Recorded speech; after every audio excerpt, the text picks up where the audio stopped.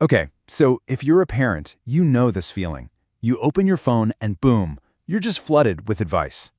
It's this endless scroll of tips, tricks, and must-dos. But what if the simplest, most tempting advice is also the most misleading? Let's dig into that idea. And this question, it's pretty much the key to everything we're about to unpack. It's the critical filter we all need when we're scrolling through all that parenting content. Because, let's be real, when a solution seems way too perfect, it's usually because it's hiding the messy, complicated truth. You know what's so wild is how this advice is packaged. It comes wrapped up in these very official-sounding buzzwords, right? Neuroscience, attachment, emotional intelligence. It's like they're pinning these medals of authority on the advice, making it feel scientifically proven and super important. It's a total shortcut to credibility that makes us all lower our guard. All right, so let's get into it. Let's break down the first and honestly the biggest trap. We're all out there searching for answers online, just hoping for a clear path. But the very platforms that promise us all that clarity, they're often setting us up to fall for these oversimplified, really appealing ideas. And right inside that big trap, you find the thing that makes it all work, the either-or framework. You see this everywhere. It takes the beautiful, chaotic complexity of raising a kid and just boils it down to a simple binary choice. It's like a switch. It tells you that you can be one type of parent or the other, but never, ever both.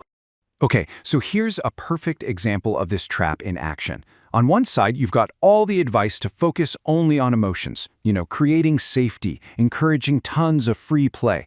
Then on the other side, you're getting pushed towards academics, letters, numbers, early learning, which is always framed as this stressful, high-pressure thing. The message, the one that's kind of hidden, is that these two vital parts of a child's growth are somehow at war with each other. But, and this is the thing that just gets totally lost in the scroll, it's a false choice, a complete fabrication. Emotions and academics aren't opposing forces, not at all. They're two sides of the same coin, and they're deeply connected. One actually fuels the other. So why do we fall for this stuff? Well, it's because simple, black and white ideas, they're just so appealing. They're easy to digest in a 30-second video and even easier to share. But their real power, that comes from how they target our deepest anxieties as parents, that fear of hurting our kids, and that little voice in your head, that constant worry that you're somehow going to raise them wrong. The reality, of course, is that a child's development just isn't an on or off switch for play or learn. It's this beautiful, messy, interconnected web. It's a living system where their emotional well-being and their intellectual growth are constantly feeding each other. Okay, so to really pull this trap apart, we've got to look closer at one of its key pieces, the real truth about emotions. So let's be super clear about this. The problem is never the emotion itself. Feelings are not the enemy. They are part of our biological hardware. Kids are born wired for joy, for anger, for fear. They don't need a class on how to feel, right? And this is what it's all about. See, the real job of parenting isn't about stopping the feelings. It's about helping our kids take all that powerful emotional energy and channel it into something productive. That's the real skill we're trying to build. And that's because, managing these huge feelings, it's not something you're born with. It's a learned skill, 100%. Just like riding a bike. And to learn any skill, a kid needs a toolkit. Tools to name what they're feeling, to express it safely, and to eventually find their way back to calm. So what happens when they don't have those tools? Well, you get the factory default settings for raw emotion. It might start as crying, then it can escalate to shouting, and from there, who knows, maybe hitting or just shutting down completely.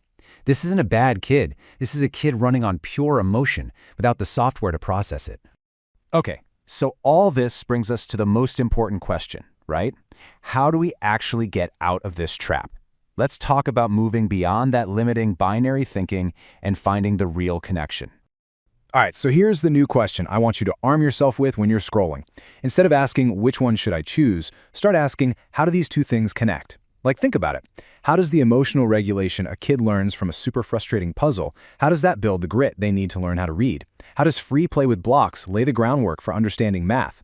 The answers are always about integration, not opposition. And that, when you boil it all down, is the big idea here.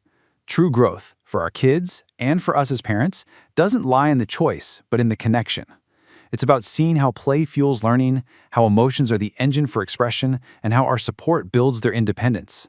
So, from now on, when a piece of advice tells you that you have to pick a side, ask yourself, What amazing vital connection is this forcing me to ignore? I mean, this is the big one, isn't it? It's the question that probably keeps so many of us up at night. Are we pushing our kids too hard? Or are we not giving them enough? One day you hear about flashcards for babies, the next it's all about unscheduled free play. It feels like this constant, exhausting tug of war. So where's the middle ground? You see, the thing about parenting advice is that it tends to swing back and forth, kind of like a pendulum. It goes from one extreme and then flies all the way over to the other. And lately, it feels like in trying to fix an old mistake, we've kind of stumbled into a brand new one. So on one hand, you've got the old mistake, right? That high-pressure, super intense push for early academics that just stresses everyone out. But in running away from that, we've swung all the way over to this new mistake, being terrified of any kind of structure, any teaching, or any limits. And here's the thing, even though they look totally different, both of these extremes miss the same exact point. Our main job as parents is just to be a guide. Okay, so to find our way back to the middle, we need to totally reframe what we're even trying to do. Let's start with language. The goal here isn't about making your kids smarter or trying to get them ahead of the curve. No, it's about something way, way more important than that. So what is language, really? At its core, it's a tool. It's a tool for a child to express all those big, messy emotions they have inside. Think of it like a bridge that connects their chaotic inner world to the outside social world. It's how they finally figure out, oh, someone else feels this way too. Just think about it. Before a kid has words, what do they do when they're angry or scared? They cry. They might hit. They scream. It's all pure, raw instinct, because they literally have no other way to tell you about the storm that's happening inside them. But then, something amazing happens. You give them the words, and suddenly, instead of just a meltdown, a child can actually say, "I'm angry," or "I want to stop." And that is a massive transformation. It's not about being smart, it's the very first step towards self-regulation, being able to name a feeling and start to manage it. So, and this is so crucial, when we hold back on giving them these tools because we're afraid of pushing them, we're not actually helping. We're sort of trapping them in that purely instinctual state for longer, making it harder for them to make sense of themselves and everything around them. And believe it or not, it's the exact same story with math. Now, hang on, we're not talking about algebra or calculus here. We are talking about the most basic, simple concepts that help a little kid's world feel a lot less chaotic. Let's just break down what we mean by basic math for a toddler. It's things like understanding more versus less. It's getting the idea of before and after. Even something like taking turns. That's a math concept. It's all about sequence and order. It's about seeing the patterns in their everyday life. And these super simple ideas, they're the absolute foundation for huge life skills. Understanding before and after is what helps build patience. Seeing patterns is how a kid learns to predict what's coming next, which makes them feel way less anxious. And grasping more versus less is a huge step toward being able to accept limits.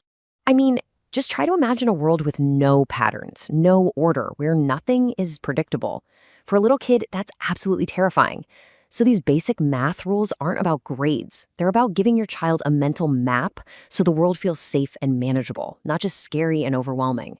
Okay, so if these tools are so obviously important, why on earth is there so much advice out there telling parents to avoid them?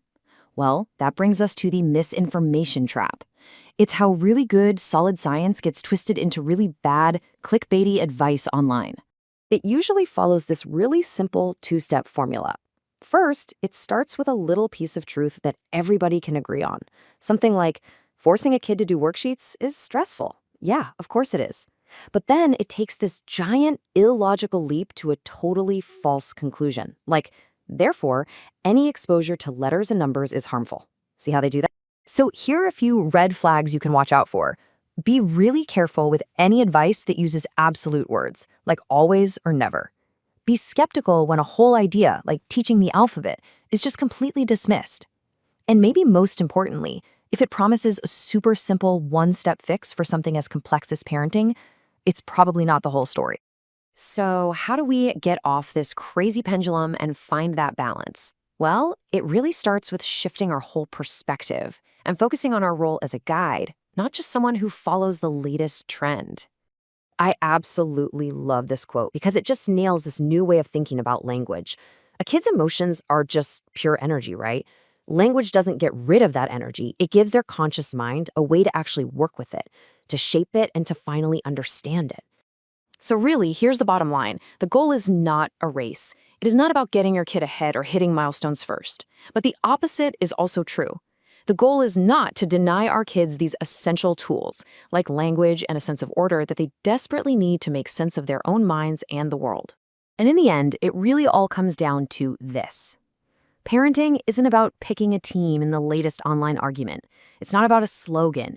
It's about putting all of that aside and just trying to understand where your child is right now in their development and giving them the tools they need for that stage. That's it.